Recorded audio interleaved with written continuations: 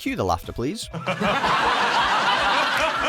Welcome to Watch Mojo UK, and today we'll be counting down our picks for the top 10 best Big Fat Quiz of the Year moments. Hello and welcome to the Big Fat Quiz of the Year.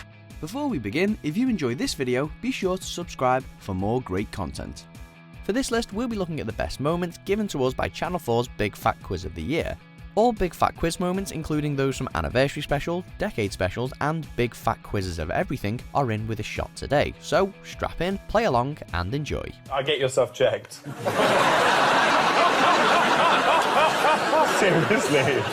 Number 10, the Guest Dalek, the Big Fat Anniversary Quiz. Ladies and gentlemen, please welcome a Dalek. Plenty of British celebs, reality stars, and famous faces from all around the world have appeared on the Big Fat Quiz, but no one has quite received the reception given to Doctor Who's The Spawn of Davros.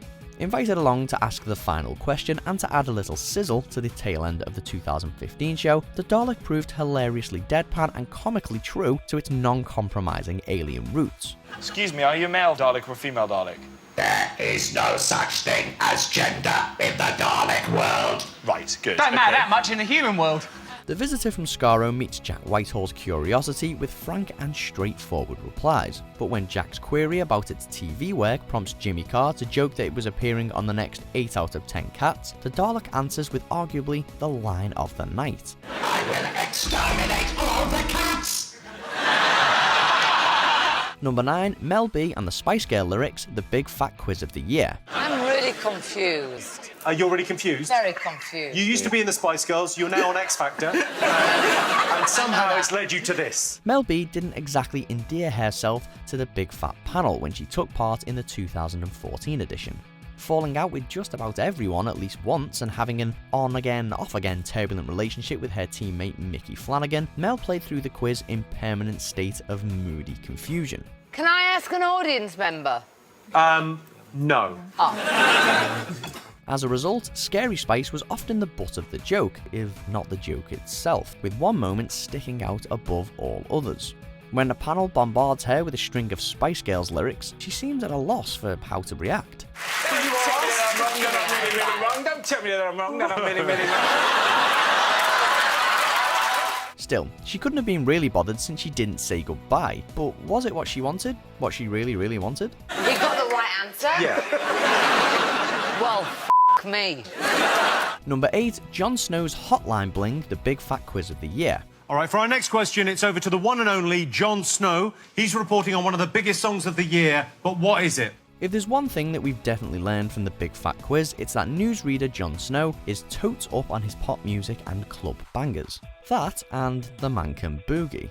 Hip, jive, fly, funky and downright with it, Snow busts all the moves and patents a few new ones in the answer clip for Drake's Hotline Bling. All he does these days is wonder if his former girlfriend is bending over backwards or indeed rolling up her backwards for someone else. Is it the fact that he's suited and booted? Or that he looks as though he's only just finished filming?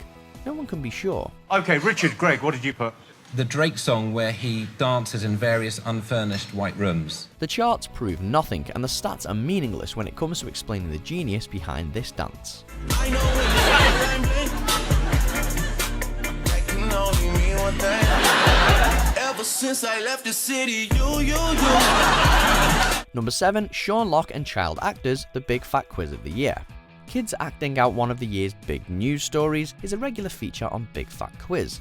And while a polite, well-adjusted adult knows to encourage them even if the likeness isn't spot on, Sean Locke calls it like it is. I don't know, I thought they were shit. When the children of Mitchellbrook Primary School play through Paul McCartney's divorce, Sean lays down a line of brutal criticism, claiming that in his view, the story had too much grit for the younguns. I liked it, I thought it was fine. Sweet. Disgrace it was. When Davina McCall interrupts and points out that the students are likely watching, Locke doubles down and discourages the lot of them from ever pursuing a life in the performing arts. Harsh doesn't do it justice. I wrote Heather Mills and Paul McCartney, and then underneath Sean has written those kids were shit. Number 6, Chris the Fly, the Big Fat Anniversary Quiz. If Russell opens his hand and a fly is released into the studio, can we have 10 points, please? Fans of the show know to expect unexpected guests throughout the show. Sometimes these guests ask topical questions, other times they are the question. And then there's Chris the Fly, who was, well, it was a fly.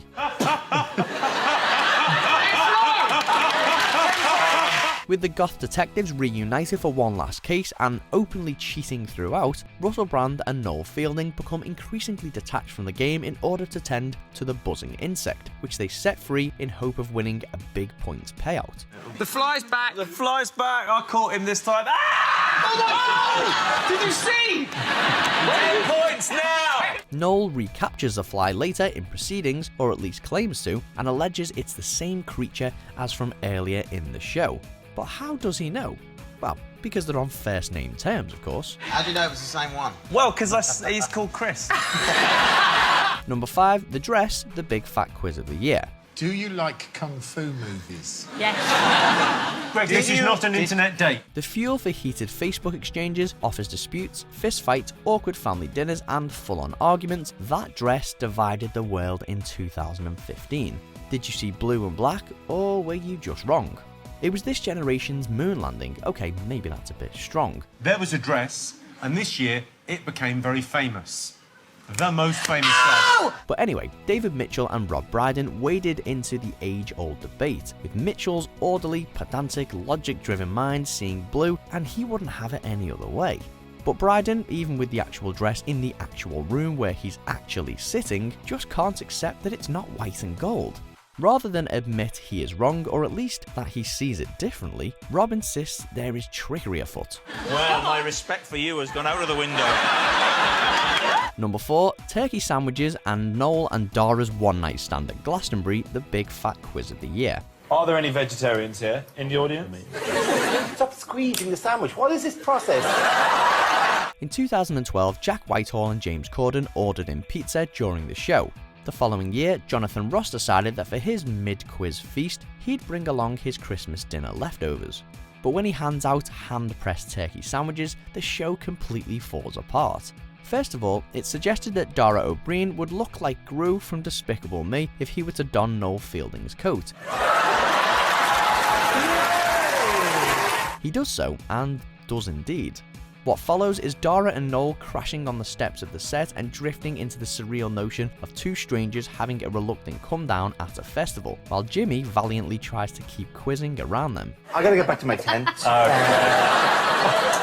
I would give you my number, but my phone's run out of battery. Number 3, have you got an eye patch on? The big fat quiz of the noughties. No, where were you at the turn of the century? I've no idea, Jimmy. I don't know where I was this morning. Dubbing themselves the Indoor Kites and later rebranding as Hot Shame, Richard Ayoade and Noel Fielding were, almost by default, the most fashionable team on the panel in 2012. While Richard wore a flashy suit and tie, Noel stayed on vogue with a leather aviator jacket and a fedora complete with bunny ears. He's an experienced quizzer, and he knows that at this point, for long, it's best to button up. Mid-quiz, possibly out of boredom, possibly to make life difficult for the show's continuity editor, Noel opted to accessorize his look with a well-placed eye patch. And when Jimmy attempts to address the obvious, Noel replies with refined and definitive top-level sarcasm. Have you got an eye patch on? No. Number 2, Frank Skinner's joke from Birmingham, the big fat anniversary quiz. It used to be, why has the Queen got so many children? Because she's got ER on her knickers. Right?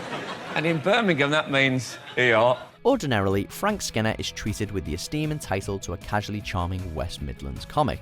But when he brings one of his most cherished jokes onto the big fat quiz, he sees the panel rip it to shreds, no matter how much Ozzy Osbourne had enjoyed it 10 years ago. David Mitchell and Richard Ayoade mercilessly pull the joke apart, while Jimmy backs them up. Surely they would have started by saying, why is the Queen in this bar in just her pants? Frank does get some sincere laughs, but then David steps in again to question the level of sex ed in Birmingham, while Richard remains hung up on the idea of Her Majesty on the prowl. It's a city where policemen are being repeatedly f***ed in the skull by well-meaning strangers. Before we unveil our top pick, here are a few honourable mentions. Who managed to set a new world record after spending 71 days crying in the B&Q? Richard and Noel, what have you put as your answer to this question? Your mum. So Barack Obama put something on in the Oval Office. What did he put on, James? He put on a condom and had a posh. I look like his legal advisor. Number 1, Richard Ayoade's Banana, the big fat quiz of the year. I'm not even going to finish this now. I'm going to put it back under the desk and top up in half an hour. Setting the tone of her 2014 visit early, today's top spot involves Mel B, as she's confused, bemused and dumbfounded by Richard Ayoade eating a banana. So, why is he eating a banana? Sorry, that's really confusing too. For apparently unknown reasons, Mel takes objection to Richard's consumption of the fruit, which only calls Ayawade's wit into action. This quiz is a marathon. The audience loves it, but Scary Spice just isn't on board. Later, with Richard on his second banana of the evening, Mel labels the whole thing weird and disturbing, at which point Richard puts down his snack and changes the narrative, implying that the 90s sex symbol was actually uncomfortably aroused. Like, kind of disturbing.